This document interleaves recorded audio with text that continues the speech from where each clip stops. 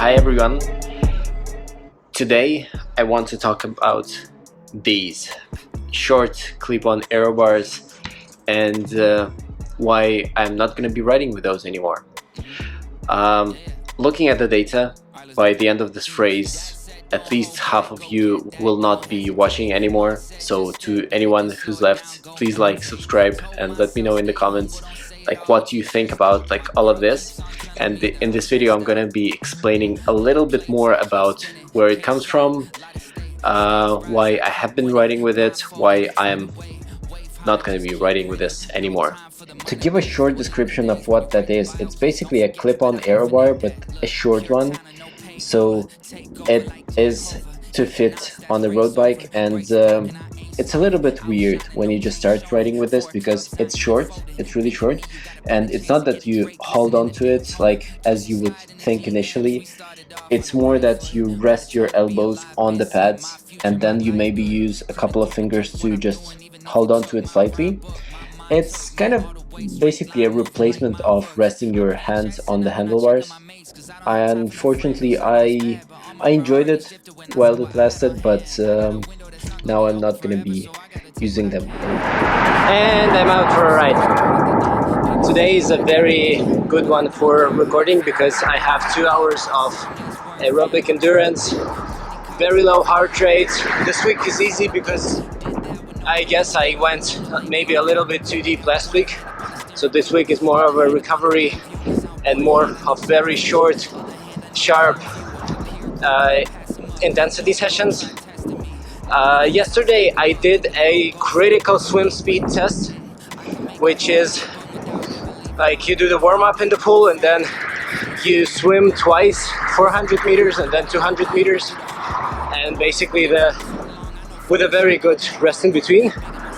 And then the average pace for both combined is your predicted race space for 1500 meters, and then you can use it to plan the interval speed and so on.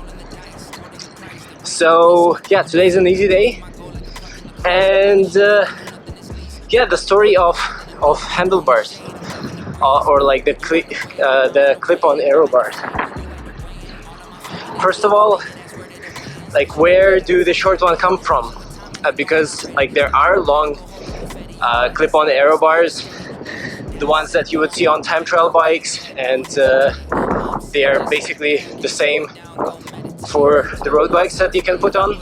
But if you take a look at the road bike handlebars, the trick with my handlebar that I just showed before is that it does not extend further than basically the hoods, the levers.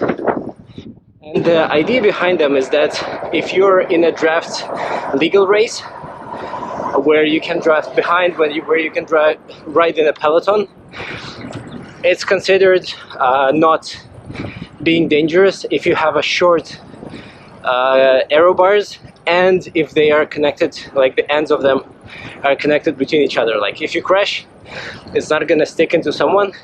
I got them in 2020. So first of all, I was enjoying the draft legal races,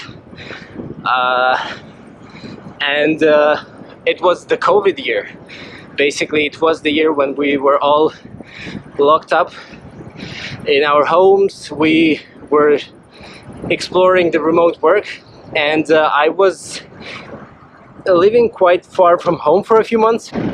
Yeah, I was riding solo most of the time with no upcoming races. So I thought okay, I need to entertain myself, I need to try something new, and I got this clip-on aero bar.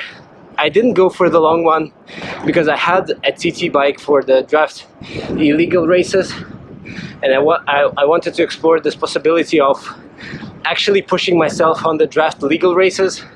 If I ride alone there, it could give me a lot better chance to just ride alone faster, which I think worked the best last year in the race. Basically, I was riding in an Olympic distance race, the standard distance, which is you have a 40k bike, in it. So like 1.5k swim, 40k bike, and 10k run. And on the bike there were 2 flat laps, and the first lap I just didn't have the group. I was riding fully alone, and I managed to do like 37k an hour, and I was doing it alone, like no group whatsoever for the full lap. And only on the second lap I got the group, and with the same watts I managed to ride like a little bit faster. So yeah, it was all good, but the main change happens this year, or actually it happened in late 2022. The rules of the World Triathlon series have changed, and although last year and before I was racing like a lot of small local races, the likelihood that I'm gonna be racing in any age group WTS races in the following years is just much higher, which means just one thing, like the rules have changed, and the rules now clearly say that for age group athletes, for age group category, any aerobars are prohibited. So you can ride only with like a standard drop handlebars and nothing else on top of it. It's like, it went just as simple as that starting this year. Basically this is it. I don't have a reason to keep the aerobars on my bike because I'm not gonna race with it.